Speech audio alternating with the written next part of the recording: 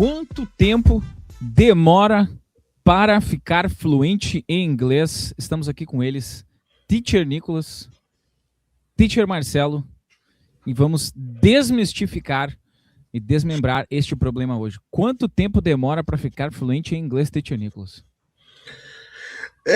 Varia também parcialmente de pessoa para pessoa, né? Muitas vezes a gente vai ver gente com uma aptidão maior, aptidão menor, tempo que a pessoa estuda, que ela consegue disponibilizar. Então, se a gente fosse colocar numa média entre 3, uma pessoa zerada entre 3 e 6, 7 anos. Era isso, galera. Galera, obrigado pela presença de todos. Deixa o seu like. Não, estou brincando. Mas eu acho que a gente vai ter opiniões diferentes aqui. Marcelo Augusto. Eu acho que depende de vários fatores e depende também porque a fluência eu diria, tipo assim, tem níveis, sabe? Porque a pessoa, às vezes, ela tem, por exemplo, um inglês do dia a dia muito bom, mas quando a gente vai falar de um business English, já não é tão bom assim. Então, acho que tem essas nuances, assim, para se trabalhar. Mas, claro, é uma construção, é algo que vem de muito tempo, a pessoa estudando. E eu diria que o que mais atrasa a pessoa a chegar num lugar, a chegar nesse ponto de, ok, eu me sinto confortável o suficiente para falar inglês, eu consigo desenrolar em qualquer lugar, em qualquer ambiente. É toda uma trajetória e às vezes falta constância, porque a pessoa se frustra, ela acha que vai ser da noite pro dia e não.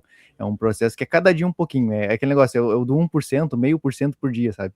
E é isso, mas eu diria que demora, assim, mais ou menos, que nem o Nicolas falou, entre 3, eu já boto mais para cima, entre 4 a 6 anos por aí, para a pessoa conseguir de fato se sentir confortável, ouvir bem, entender 95% das coisas, porque eventualmente vai ter uma coisa ou outra que sempre vai surpreender, mas no geral seria mais ou menos nessa média, assim. Sabe que tu falou ali de business English, e às vezes eu fico pensando que quando vem alguns alunos nossos e falar assim, eu preciso falar inglês por conta do trabalho nos próximos anos e tal, e às vezes eu penso que se eu estivesse no lugar deles, com o inglês que eu tenho, para falar sobre o trabalho deles, também seria difícil para mim. Porque eu teria que aprender toda a parte técnica, o vocabulário que eles usam lá, e em inglês. Então, tipo assim, é que depende da fluência, né? Então, o Nicolas deu um prazo, o Marcelo deu outro, e eu acho que depende. Porque depende de qual que é a necessidade. Se eu quero ficar fluente para poder viajar, eu acho que é tranquilo o tempo de dedicação que demanda. Eu quero ficar fluente para conversar com as pessoas do curso que eu vou fazer. Aí eu acho que tem outro tempo. E aí eu acho que se o cara tem um terceiro nível, que seria um pouco mais alto, que seria esse business English, inglês de comprador, de vendedor, de e-commerce, de negotiation e tal, eu acho que daí o negócio é bem mais intenso, né? Por exemplo, se um cara, eu sou médico, quero ficar fluente em inglês. Cara, só de nome de remédio, nome de doença, nome de diagnóstico e coisa, tu vai ter que aprender todo o inglês vezes 2.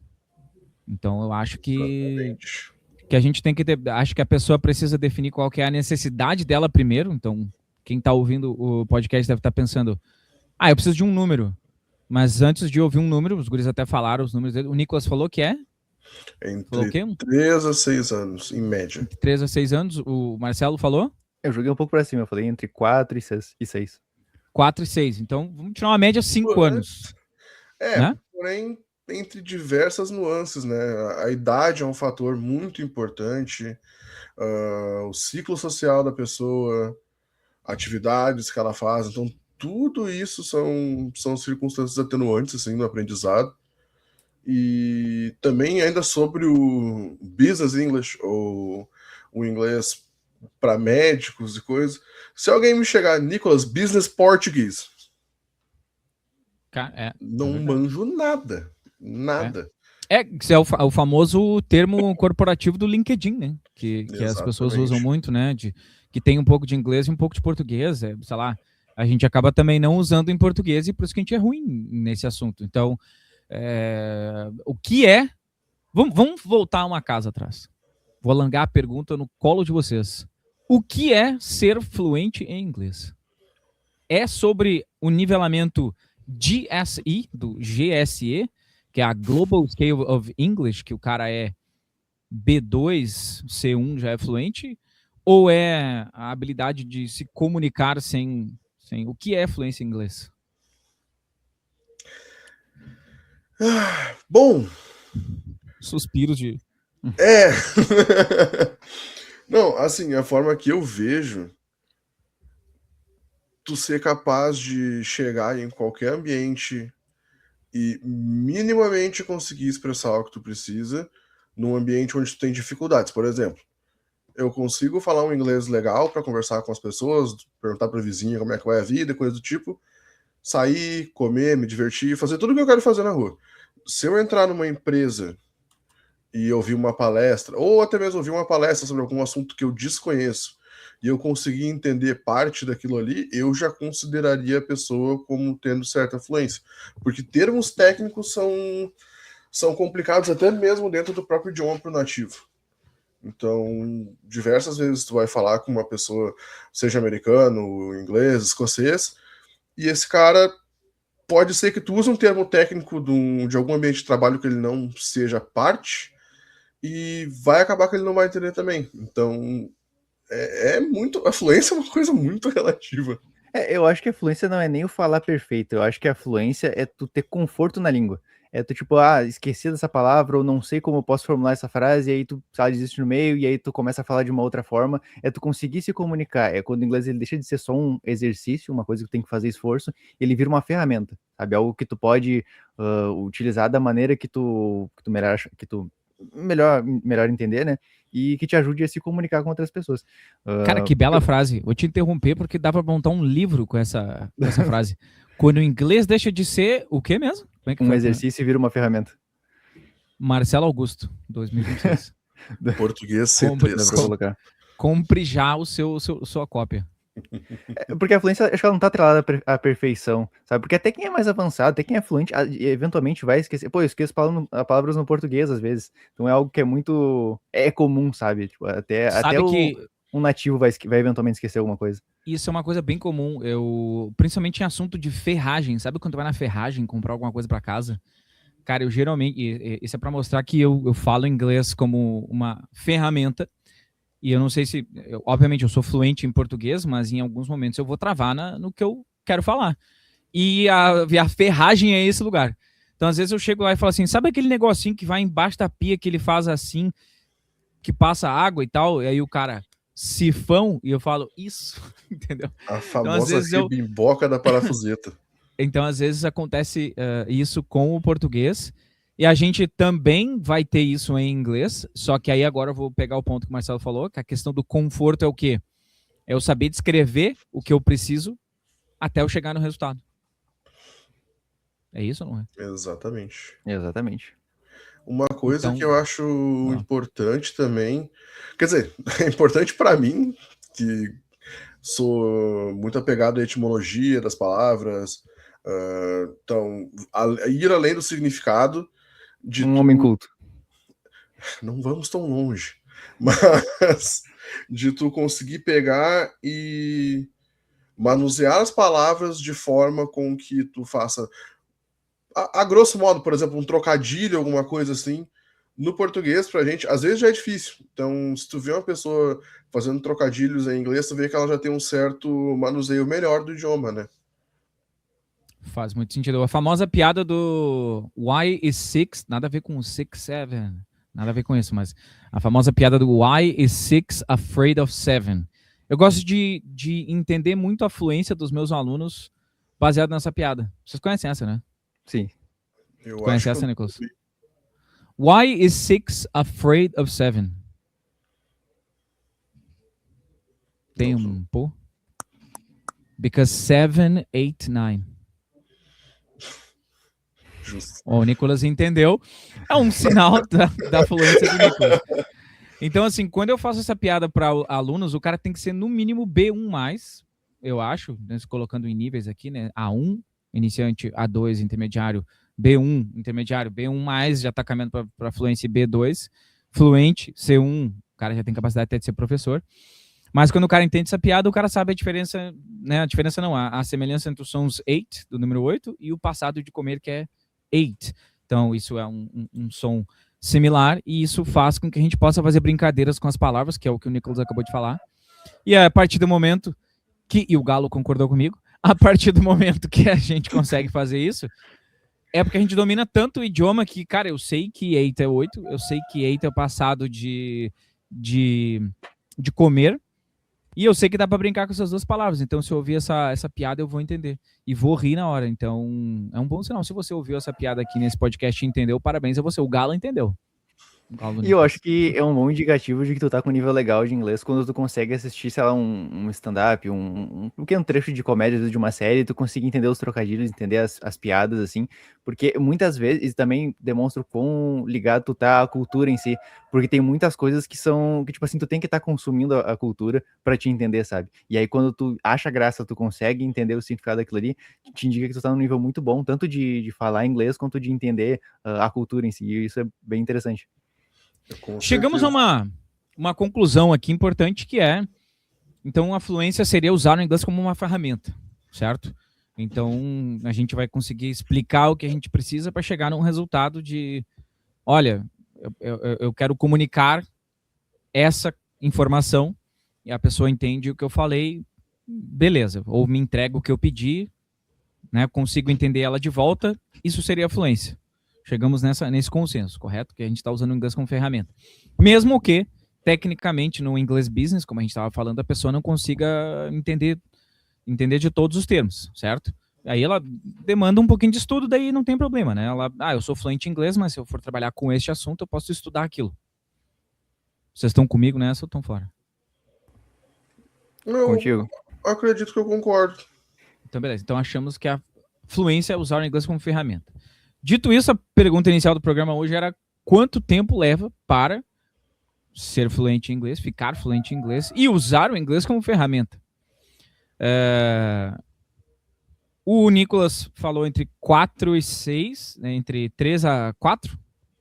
Isso. Marcelo falou entre 4 e 6. Não, desculpa, entre 3 e 6 e o Marcelo 3 4 e 6, 7. Marcelo falou entre 4 e 6 e a gente tirou uma média de 5. Porém, a minha pergunta é, a gente pegar agora, vou pegar a média. Eu tô juntando os pontos, tudo que vocês estão falando. Aí vocês falaram, a gente chegou numa média de 5 anos. Nesses 5 anos, o que essa pessoa tem que fazer para ficar fluente em inglês? Tipo assim... Para atingir nesse período, vamos supor, sair do nível A1 para chegar no nível A2, segundo a Cambridge, são necessárias 200 horas de estudo guiado. Né? 200 informação. Horas de... Essa informação é um oferecimento de Revise. Então, assim, 200 horas de estudo guiado. O que é o estudo guiado? Tu estudar acompanhado de um professor, basicamente fazer aulas, né? Não só, vou olhar um vídeo aqui e tal, que também ajuda, não me entendam errado, mas é diferente do teu acompanhamento de um profissional ali que sabe te guiar. Então, 200 horas de estudo guiado para sair de um nível até o outro, né? Sair do A1 para o A2, do A2 para o B1, so on and so forth. Então, se a gente considerar que a fluência fosse sair do nível A1 até o nível C2, seriam necessárias... Professor de inglês, não de matemática. 1000 horas. A1, A2, B1, B2, C1, C2. 1.200 horas. 200 horas por nível. Por nível. Então, seriam mais ou menos 1.200 horas de estudo guiado. Isso gira em torno, se a gente for estudar 1 hora por dia, 5 dias por semana, levaria em torno de 3 anos. Uma então, bela não, desculpa. 10 meses mais ou menos para cada nível, então... Se a gente for seguir essa forma... Só que daí seria, no caso, 1 hora por dia com um professor. 1 hora por dia com o professor. Isso, ou um self-study, aplicado e autodidata, tal. Exato. Acompanhando vídeos e tal, nem que seja 1 hora por dia. Exatamente. E aí também entram N fatores, né? Porque eu tenho uma certa aptidão, outra pessoa vai ter outra certa aptidão, outra pessoa vai ter outra certa aptidão. Uma criança, ela aprende com muito mais facilidade, ela absorve muito mais conteúdo de forma mais rápida do que um adulto. o adulto precisa de mais repetição para memorizar, então Aí vem a parte técnica da plasticidade do cérebro, né? Exatamente. Quando a gente então, é criança, a gente é mais... tudo isso acaba influenciando. Então, por exemplo, uma criança pode ser que não precise, uma criança com uma boa aptidão ao inglês, tá? Pode ser que ela não precise de todos esses 4 anos para aprender. Já uma pessoa que tenha uma baixa aptidão, já entre seus 30 e 50 anos, ela pode precisar de mais tempo. Então, eu acho que tem alguns pontos, hoje eu tô de advogado do diabo aqui, eu vou alguns pontos contra os que você está falando, porque, tipo assim, é um número arbitrário falar, assim, 3 anos, porque a gente não...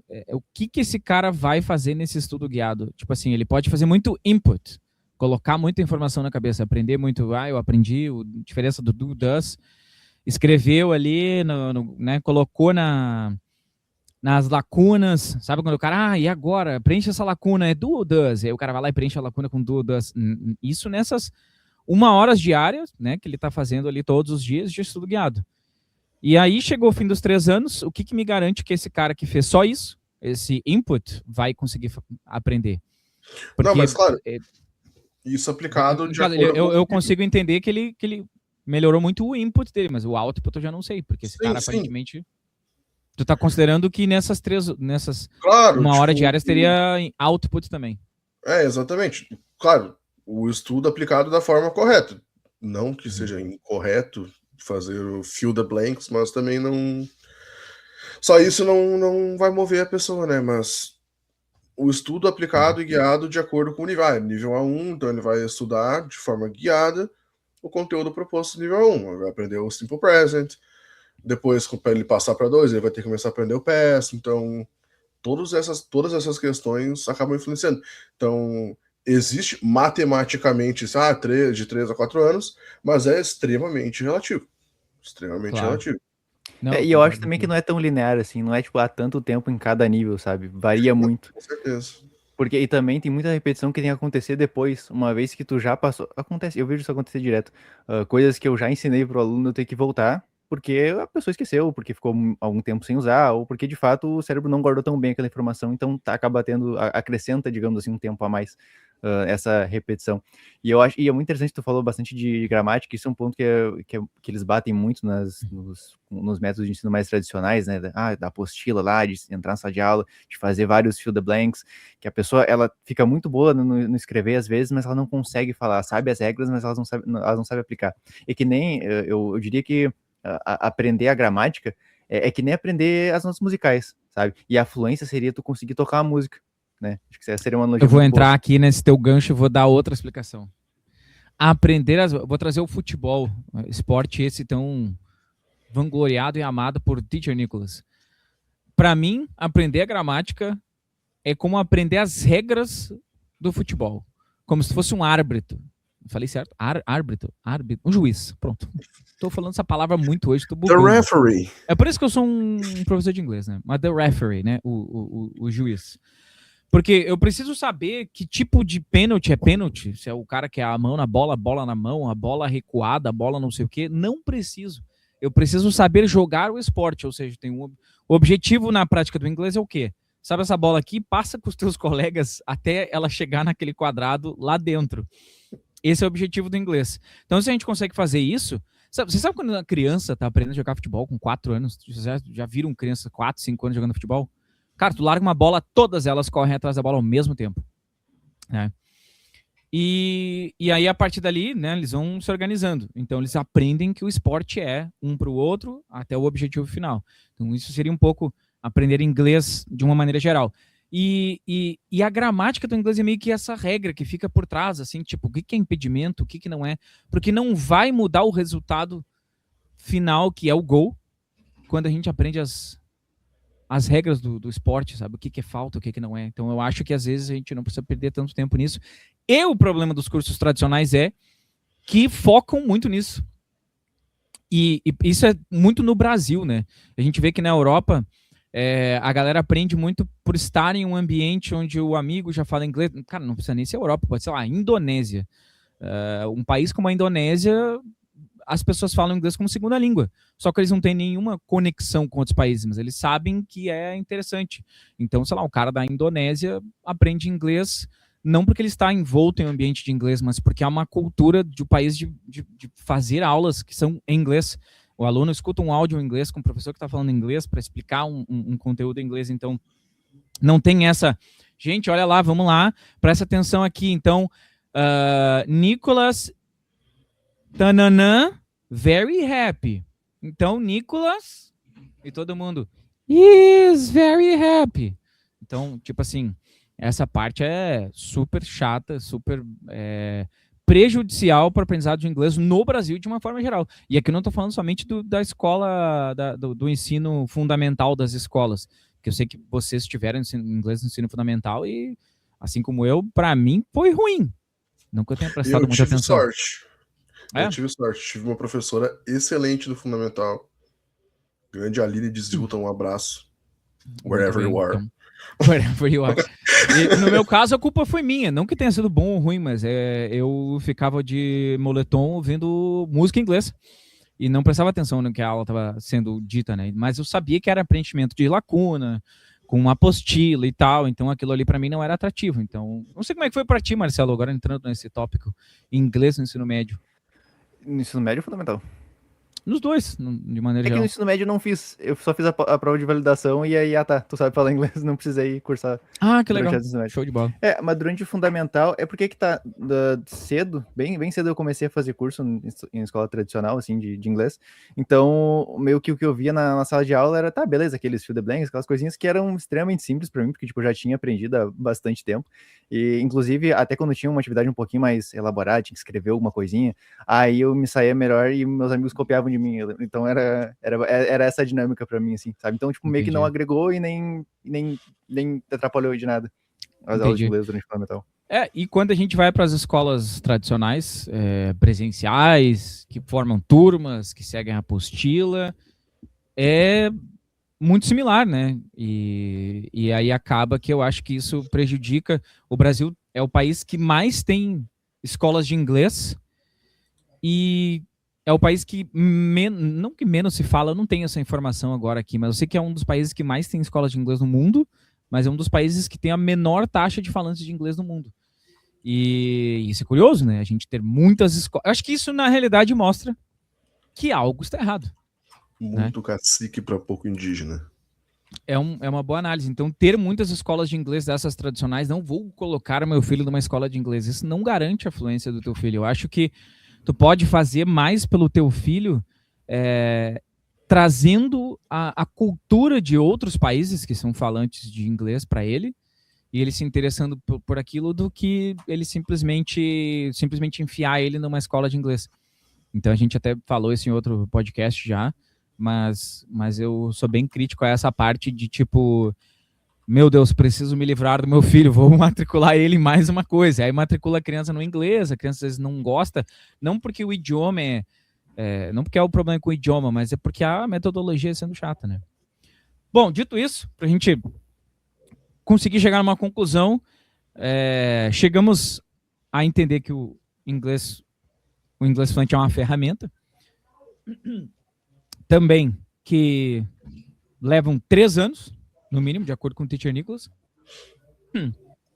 E precisa ser um estudo guiado, só que um estudo de qualidade, né? Que você eu acho que esses 3 anos, acho que seria, tipo... Isso é uma estimativa. Exatamente, uma perfeitamente.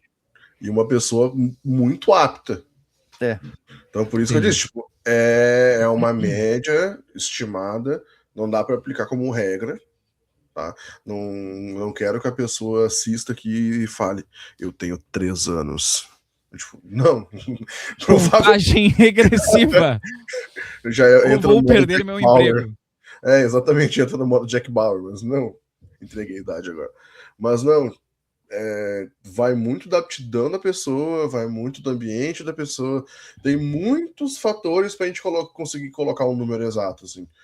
Então, uma média estimada seria algo entre 3 e 6 anos, por aí. E aí... claro, estudando diligentemente da forma correta. E eu vou entrar agora para deixar uma outra pergunta que vai ficar no ar. Eu vou até dar zoom na minha cara aqui. Por que a pressa? Essa é a pergunta que não quero calar. Porque é o seguinte, Nicolas deu ali um período, Marcelo deu outro, vocês falaram o que precisa ser feito ou não, e aí eu deixei a minha parte por final para trazer esse debate também, para a gente finalizar nesses próximos minutos. Mas a minha pergunta é que eu acho que quando a gente estabelece uma data, um período ou um prazo, é um problema, porque a gente deveria estar mais focado no que tu vai fazer todos os dias do que tu vai conseguir daqui a 3 anos. Eu sei que a resposta que todo mundo queria nesse podcast hoje era essa que o Nicolas deu. Muita gente fechou. Ah, não, 3 anos, beleza, então falou. O pessoal fechou o vídeo. Já não está mais entre nós aqui. Mas a minha resposta é que primeiro eu acho que tu precisa organizar o que tu vai fazer todos os dias. Isso é uma dificuldade pra gente, professores, vocês sabem disso, né? Que o pessoal às vezes só comparece na aula, o que é muito pouco. Então, né, tem aquela teoria das 10 mil horas também, que é parecida com a do Nicolas. A do Nicolas é um pouco mais técnica, referente ao inglês, mas essa das 10 mil horas seria para ficar bom em qualquer coisa, né? E aí a gente tem que ver, tipo assim, eu acho que é um bom ponto de partida ter 10 mil horas de, sei lá, por exemplo, vamos pegar um hobby que eu tenho, um hobby que o Nicolas tem, um hobby que o Marcelo tenha. Nicolas, tu, talvez sim, mas eu ia fazer quantas horas tu tem de FIFA já, tu acha? No geral ou no último? Cara, provavelmente já temos 10 mil horas de FIFA, né? Talvez 20. Muito bem. E aí vamos fazer uma comparação agora. Eu provavelmente, se eu jogar uma partida de FIFA contigo, com o teu controle, eu talvez tome de 7 para cima. Confere? A chance é bem grande. Muito bem, então vamos fazer. A gente está fazendo a comparação de uma pessoa que joga FIFA há 20 mil horas, né? De acordo com o que ele tem, e eu que não jogo há nenhuma hora. Ou seja, quanto tempo você passa com inglês por dia? Se é só a aula que tu comparece, é complicado, porque a tua aula é uma vez por semana, né? Geralmente. Então, a minha pergunta é o que tu vai fazer para te organizar? Primeiro, a pergunta é, tu não deveria estar pensando quanto tempo demora para ficar fluente. A primeira pergunta que tu deveria estar fazendo é o que eu vou fazer para mudar o meu dia hoje para que o meu inglês fique um pouquinho melhor, e amanhã um pouquinho melhor, e sexta-feira um pouquinho melhor, e sábado melhor, domingo melhor. Então, eu acho que, agora, fazendo um contraponto com o que vocês falaram, 3 anos é um bom número caso essa pessoa pratique todo dia, meia hora de input, colocando novas palavras para dentro, revisando, usando plataformas de repetição espaçada, em breve mais informações, lendo livros em inglês, sublinhando palavras novas, colocando elas em outros lugares, buscando a tradução, meia hora sim, e meia hora lendo textos em voz alta, meia hora repetindo vídeos do YouTube em voz alta, né, dividindo bem esse tempo de input, de colocar novas informações para dentro, e mais meia hora de colocar as informações para fora. 1 hora todo dia, talvez deixando sábado e domingo de fora, né, talvez só vendo uma série meio relax. E aí, em 3 anos, Marcelo e Nicolas, teríamos uma pessoa fluente, sim ou não? Talvez. Depende. Depende do quê? Depende de que tipo de influência. Depende da pessoa e depende de que tipo de influência a gente tá falando, né? Porque depende muito de que tipo de conteúdo que ela consome. Se é um conteúdo mais voltado para um inglês mais do dia a dia, beleza. Essa pessoa, num contexto de dia a dia, ela vai conseguir se comunicar. Mais isso. Então, nesse caso, sim, a pessoa seria fluente nesse contexto. Mas de fato, que nem a gente volta no que a gente falou antes, né? A fluência, ela não é um botão que liga e desliga, né? Ela é um espectro, né? Então, tu pode ter uma fluência do dia a dia e ok. Se é disso que a gente tá falando, é disso que a pessoa tá buscando, de fato, ela consegue. Uma coisa também que eu gosto da teoria das 10 mil horas do Outliers que tu trouxe, é que ela mostra pra gente que leva tempo. Não é uma coisa que eu vou começar agora, hoje, primeira aula de inglês, aí aqueles vídeos, sabe, tipo, eu 1 semana aprendendo inglês, aí em 3 meses a pessoa já tá fazendo, que nem aqueles caras de vídeo de leilão de boi, sabe, que os caras, não vai acontecer. Assim, claro que muita gente vai falar que, eu só vou ficar fluente quando eu morar fora, e etc., E não precisa. Eu acho que tu pode criar um mini ambiente onde tu escuta inglês muitas horas no dia, né? Então eu acho que tu precisa... Eu acho que assim, vai ter que ser encarado como um hobby. Primeira coisa, elimina qualquer pressão. Agora, conversando diretamente com a pessoa que estiver ouvindo aqui, tá, mas e aí, o que eu faço? Primeira coisa, elimine qualquer tipo de prazo, se possível. Segunda coisa, organize sua agenda. Ah, mas eu tenho filho, não sei o quê, não me interessa. Eu tenho alunos que têm 2 filhos, diretor de empresa, né? Não vamos citar os nomes aqui, mas acho que, né, ele sabe quem está ouvindo agora. Diretor de empresa, 2 filhos. Eu falei assim, tu precisa de X, Y e Z. Ele falou, beleza. Ele assumiu o compromisso, se acordou antes das crianças, foi dormir depois das crianças, mas ele fez o que tinha que ser feito. Tinha que viajar, tinha que fazer não sei o quê, criança doente, tinha viagem a trabalho, reunião do trabalho, não interessa. Então, esse aluno hoje, a gente, sendo mais técnico, a gente tirou ele do nível A1, aqui na Academia do Inglês, e levou ele para o B1+. E agora a gente está fazendo um polimento ali, adicionando aquelas expressões, sabe? I would argue that, from my standpoint, sabe quando a gente dá essa polida no vocabulário para deixar um pouco mais avançado? Então a gente está fazendo... a gente está... Exatamente. Então ele consegue falar sobre o que ele quiser do trabalho dele, só que a gente está polindo o inglês dele agora, porque ele já está fluente. E agora são questões de confiança, de prática e de vocabulário mais avançado, nessa altura que a gente está. E isso foi feito, esse trabalho foi feito em menos de um ano. Menos de um ano, não. Hoje, na situação que a gente está, daria 1 ano e meio, né? Porque a gente começou em março do ano passado, de 2025. Então, eu acho que a chave está em não tenha prazos, organize sua agenda e faça o inglês uma prioridade. Ah, mas eu tenho meu filho... Não. Tá, mas tudo bem. Depois disso tudo, o inglês tem que ser a tua prioridade. Claro que a gente não vai desconsiderar, sei lá, minha família, meu trabalho... Tá, mas e aí, qual que é a primeira prioridade depois de todas as prioridades? Se o inglês... A gente tem muitos alunos assim, né? Vocês podem confirmar depois. Mas eu tenho muitos alunos que, tipo, o inglês é a última prioridade do cara. O cara vem só na aula. E às vezes não vem na aula.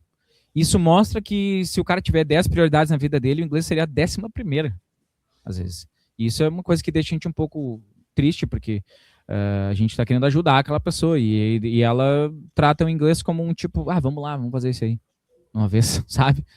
O que vocês acham para finalizar, Marcelo, depois dessa bela discussão que tivemos? Eu acho que realmente isso é uma coisa que acontece bastante. Tem gente que trata o inglês como a prioridade, né, a última lá da lista dela, dessas pessoas. Só que assim, eu acho que também as pessoas que eu mais vi evoluírem no inglês foi aquelas que realmente não tratavam mais como hobby, sabe? Tipo assim, a pessoa assistia, passava o dia inteiro assistindo coisa em inglês, pesquisava coisa em inglês, e aos poucos aquele negócio vai entrando na tua mente, que tu vai implementar, aí quando tu vai falar, tu acaba implementando alguma expressão que tu viu, alguma maneira de falar, algum fragmento de frase, tu acaba se aproximando mais, porque é que nem se tu pega, sei lá, a gente sai aqui do sul e vai morar lá no Nordeste, a gente vai começar a implementar umas gírias de lá, a gente vai começar a falar um pouco que nem o pessoal de lá, sabe? Então não precisa nem morar lá, eu trabalhei em uma empresa que tinha muitos cariocas.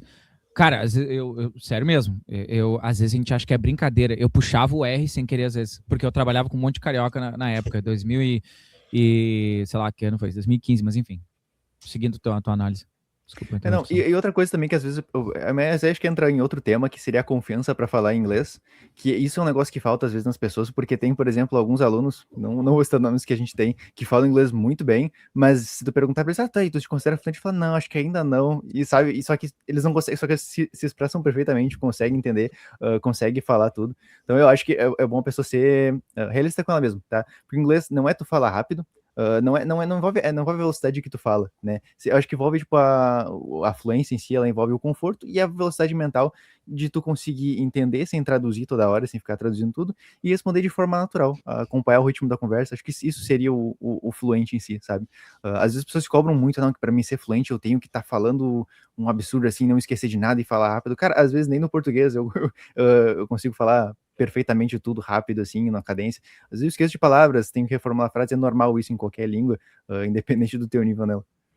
Eu acho que isso é um bom tema pro próximo podcast, inclusive, que é a questão da confiança ao falar inglês, que a gente tem muitos alunos que têm esse perfil de estar falando super bem, só que eles conseguem falar bem só com a gente. Ele fala bem comigo, Por exemplo, mas se eu falar assim, não, hoje a tua aula vai ser com o Teacher Nicholas, porque X, Y, Z. O aluno já fica, meu Deus, Teacher Nicholas, ai. Sabe? E assim, só de ter trocado continua sendo um professor, mas trocou o professor, o cara já saiu da zona de conforto dele. Então, isso é um assunto para um outro podcast. Nicholas, tuas considerações finais desse assunto. Gostaria de dar talvez uma dica, não sei se uma dica, um conselho, mas eu demorei um pouco de tempo para aprender inglês por conta de não saber o que eu estava fazendo e estar aprendendo sozinho. Então, pode ser que alguma pessoa que tá vendo aqui chegou num ponto onde ela pensou, cara, tô preso, não tenho para onde ir, meu inglês não vai para frente. Eu comecei a estudar inglês porque era uma barreira que estava entre mim e uma coisa que eu gostava. Eu queria saber o que estava acontecendo nos jogos quando eu era criança e a barreira que tinha no inglês. Então eu precisava superar isso para chegar no meu objetivo, que era entender o que eu estou fazendo nesta porcaria de jogo do Super Mario. E depois de um tempo, eu comecei a consumir aquilo através de música, e sempre coisas que eu gostava. Então, o aprendizado do inglês através de coisas que tu gosta vai fazer toda a diferença. Então, eu comecei a aprender espanhol vendo vídeo tosco no Instagram e hoje uso expressões que nem imaginei que um dia usaria.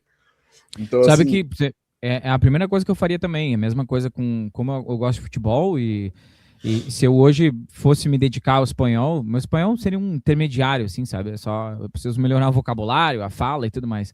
Mas se eu fosse me dedicar hoje, seria com futebol, entrevistas de jogadores e podcasts que falam sobre os resultados da La Liga e assim por diante, seriam coisas que eu consumiria para melhorar o espanhol. E, obviamente, a pessoa pode adaptar para o idioma que ela precisa.